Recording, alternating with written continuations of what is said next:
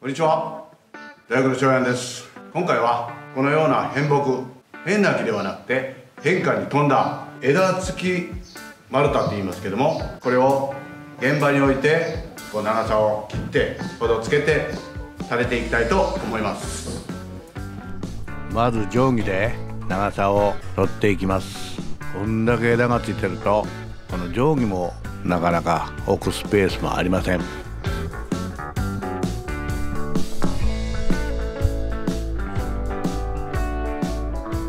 この丸太なんですけども、これはヒノキの枝付き磨き丸太になります。樹齢60ちょっとですね。私の年と同じぐらいですかね。自分長いこと大工してますけども、出節と言いまして5センチぐらい節が伸びたやつをこう切ってある柱は何度か使いましたけども、このように長い枝付き丸太、こんな見るのも初めてですし、刻むのも初めてです。きっと面白い柱になると思います。上からの先端は目見当で出していきたいと思います。普通丸太に墨をするときは中心に墨を打つか糸を張るかして中心を取って墨をしていくんですけども、どこを向いてもこんだけ枝がついてますと糸も張ることはできません。とにかくこの丸太を水平に置きます。丸太の中心で下からの高さを合わせてやって水平に置きます。そして水平の材料から直角に墨を上げてやって柱の胴付きを描いていきたいと思います。こ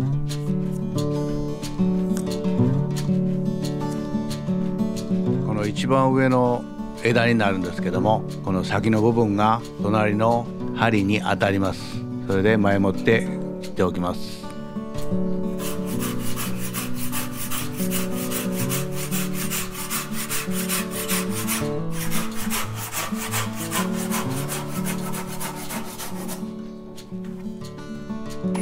まず一口切っていきます。粗切りですね。真ん中でぐるぐるっと切れるだけを切ってやって、あとは手のこで切ります。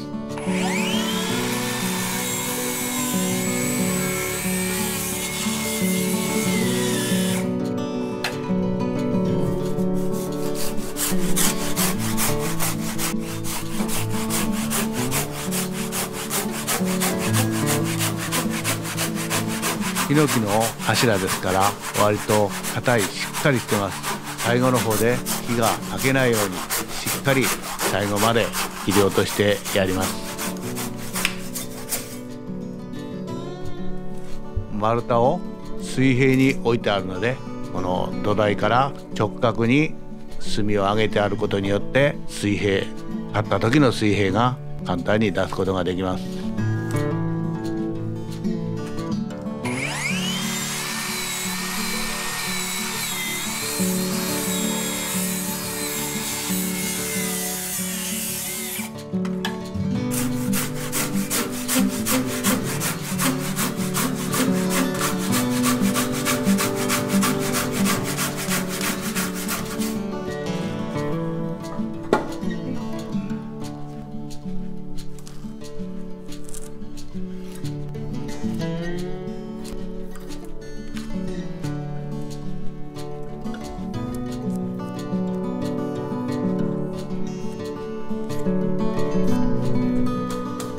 今木をこう半回転返してるんですけども、なんせこの枝の数が多いもんで置くだけに大変なんです。墨さえすれば水平に置く必要も別にないんですけども、やっぱ墨の場合は水平に置いてやってこう基準を作って墨をしていきます。なんとかこれで返すことができました。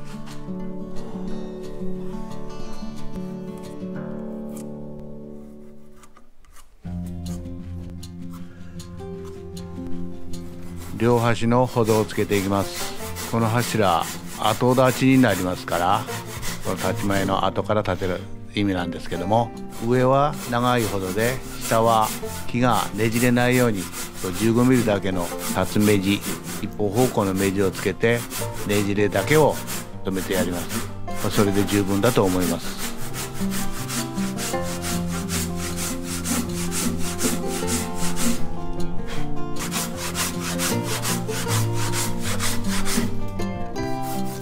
枝がいっぱいついてるのでかえって動くことはありません。どっかなんか枝に引っかかって安定感だけはしっかりしてます。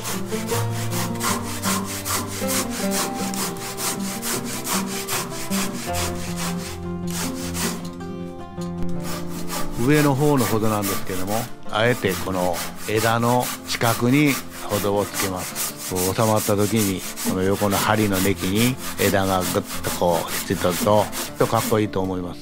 仕事は少ししにくいですけども、まあ頑張ってほどつけます。やはり見える部分は少し目の細かめの Z 刀で切っていきます。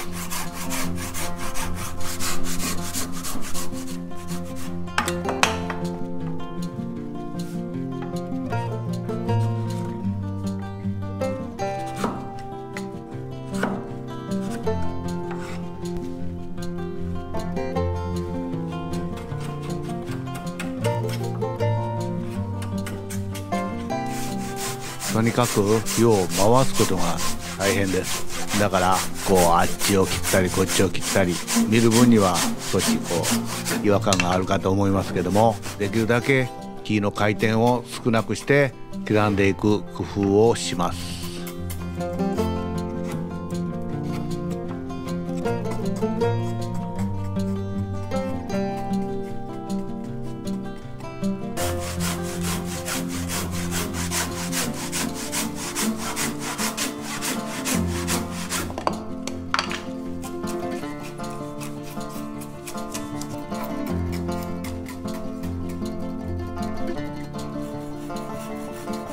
この柱は上のほどを先入れてこう下を横から流し込むようになります。そのために下をこう入れる方向にこう斜めに少しだけ削ってやります。こう叩きのみのカツラがこう少し踊ってきているので金属音ガチャガチャ言うかもしれません。勘弁してください。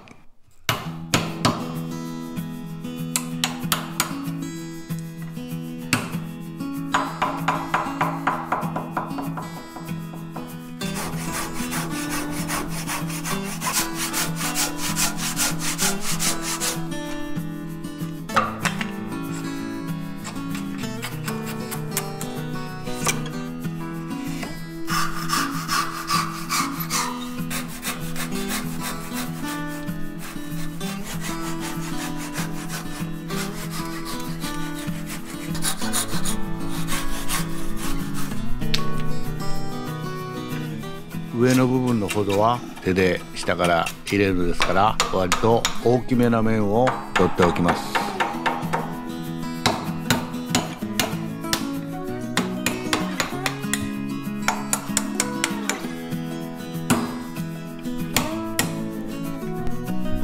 それではこの土台に下のほどが入る溝を作っていきます。この溝で横から柱を流し込みます。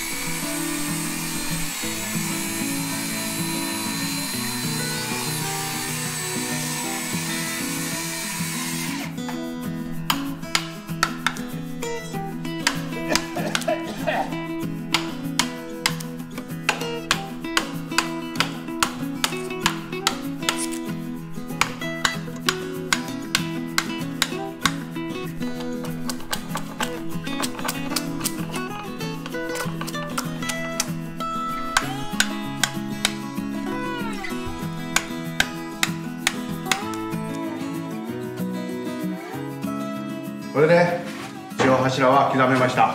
これから食べていきたいと思います。もう火から上げるぞ。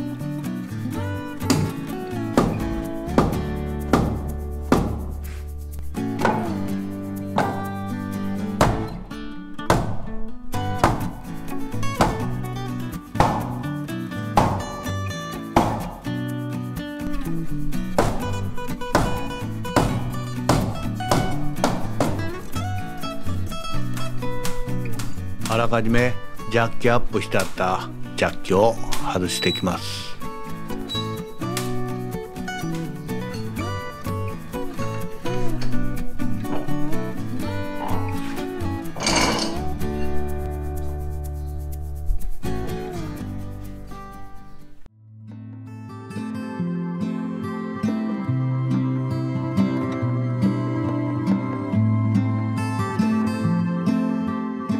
これで天木の枝付き丸太立てることができました。すごい存在感ですね。立派なもんです。以上、大工の翔也でした。